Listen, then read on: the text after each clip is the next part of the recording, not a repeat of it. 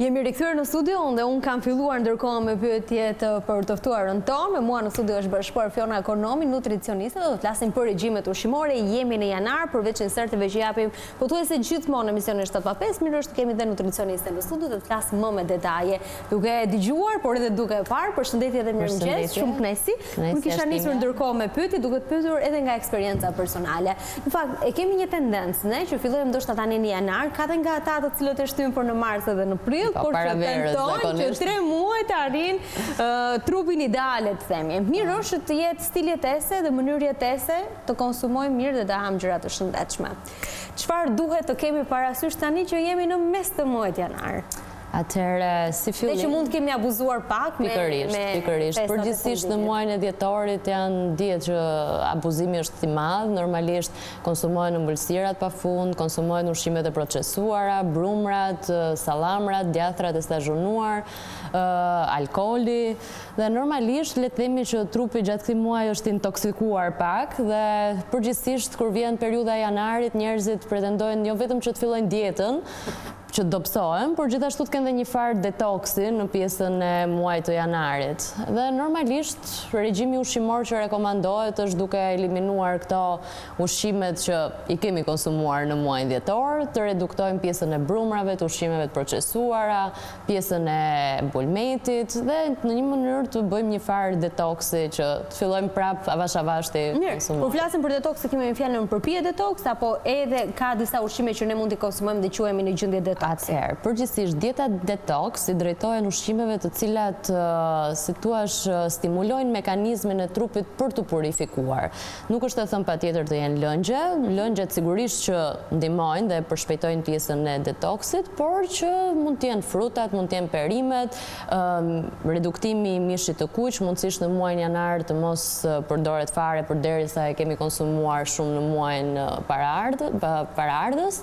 Nëse do konsumojmë pjesën e mishit, mund të jetë një fileto pule ose peshku në pjesën e drekës dhe mundësisht të zëvendësohen me proteina bimore, siç mund të jenë qiqrat, fasulet, bishtajoret, mund të jenë sallatrat, frutat sigurisht, por të shoqëruara edhe me lëngje, qofshin ato lëngje frutash, qofshin çajra të ndryshëm, mundësisht të eliminohet pjesa e konsumit të kafes me shumicë, mund të konsumohet një kafe në ditë. Një kafe në ditë? E mira është që për 2-3 ditë për shembull mos konsumohet fare në mënyrë të tillë që të purifikohet trupi. Njerëz si puna ime që nuk jetojnë dot pa 2-3 kafe në ditë. Edhe puna ime, por që nuk duhet mund ta sponsorojnë një çaj? Po, por mundësisht të jenë çajra, jo si çaj zi për shembull që përmban kafein, mund të jenë çajra të tipit edhe jeshil ka përshtypjen. Edhe jeshili ka pa kafein, por që mund të jenë çajra kamomili, mund të jenë çajra boronice, çajra si fier guri që ndihmojnë gjithashtu edhe pjesën e shtimit të fluksit urinare dhe shkrirjen e gurëve në veshka dhe normalisht edhe ndihmojnë në pjesën e purifikimit. Mund të konsumohen pije të ngrohta në mënyrë të tillë që dhe traktin gastrointestinal janë relaksues shumë të mirë, si thuash. Por kur flasim për dieta detoks, shpesh herë kanë internet dieta të ndryshme, duke filluar nga dieta si që kam lexuar një dietë ku përdori për 3 ditë vetëm rrushi apo një frut tjetër. Përgjithsisht këto lloj dietash janë dieta ose vetëm agrumet, vetëm fruta për 3 ditë, janë dieta që nuk mbahen dot për një kohë të gjatë dhe mund të mbahen 2-3 ditë. Efekt. Normalisht japin pjesën e detoksit, por që nuk e plotësojnë një rikthyer sërish të njëjtës. Patjetër që po, por nuk mund të plotësojnë vlerat ushqyese ditore të nevojshme të organizmit. Prandaj dhe mund bahen për 1-2 ditë ose maksimum një javë, kur është dieta për shembull vetëm me likuide, nuk mund të mbahet dot më shumë. Domethënë duhet patjetër që trupit i marrë të gjitha vlerat e nevojshme. Mirë, nëse flasim për pije detoks, cilat janë më të rekomandueshme për të kaluar më pas tek një regjim që mund ta kemi Përgjithsisht, e para njëherë uji është shumë i nevojshëm dhe është një pjesë shumë e rëndësishme, duhen konsumuar në fazën e detoksit 2.5-3 litra ujë dhe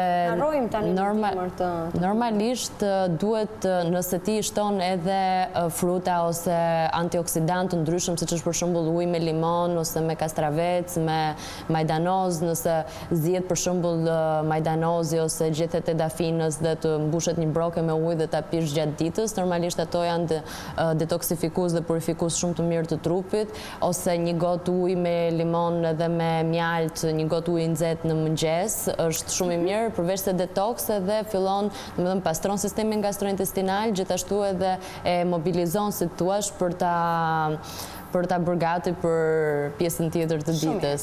Te kjo ndalemi, është e këshillueshme që të konsumojë dikush çdo ditë përpara se të nisë mëngjesin, përpara se të nisë ditën, një gotë ujë me pak limon dhe sa limon duhet hedhë. Dhe pse mund ta duhet jetë ujë ngrohtë, i nxehtë, i ftohtë.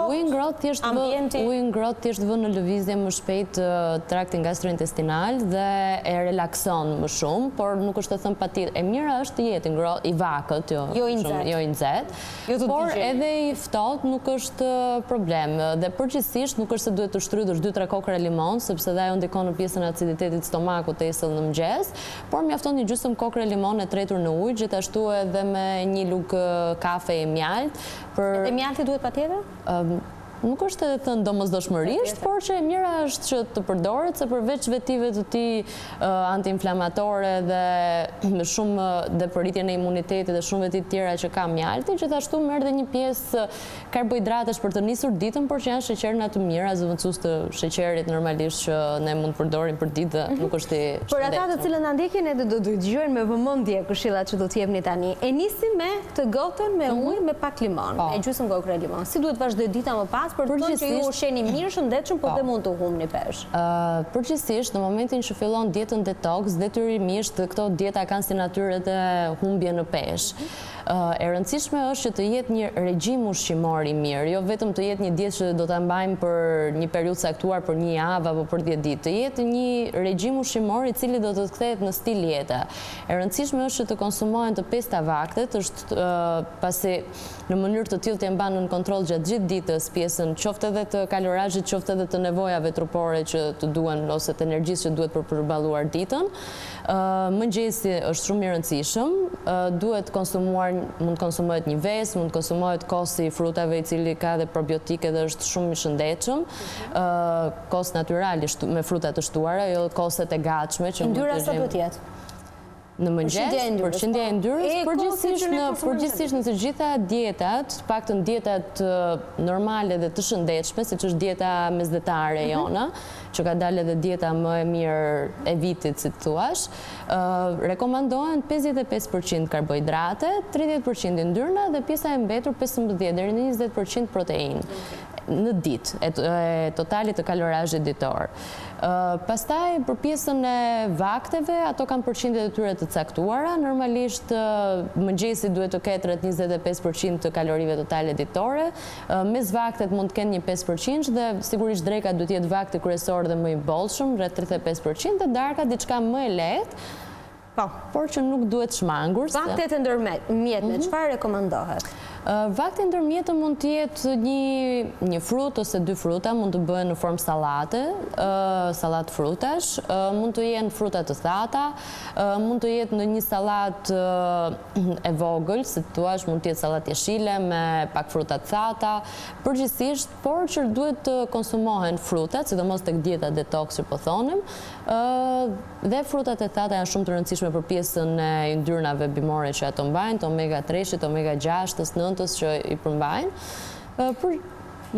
Rekomandojnë të gjitha frutat apo ka përjashtime? Ka frutat të cilët mund të themi që mirë është t'i evitoni ose të konsumoni të tjera që janë më të mirë? Frutat të cilat kanë indeks glicemik të lartë nuk është se janë të rekomandueshme kur jemi në fazën e dobësimit, por të gjitha frutat duhet të konsumohen.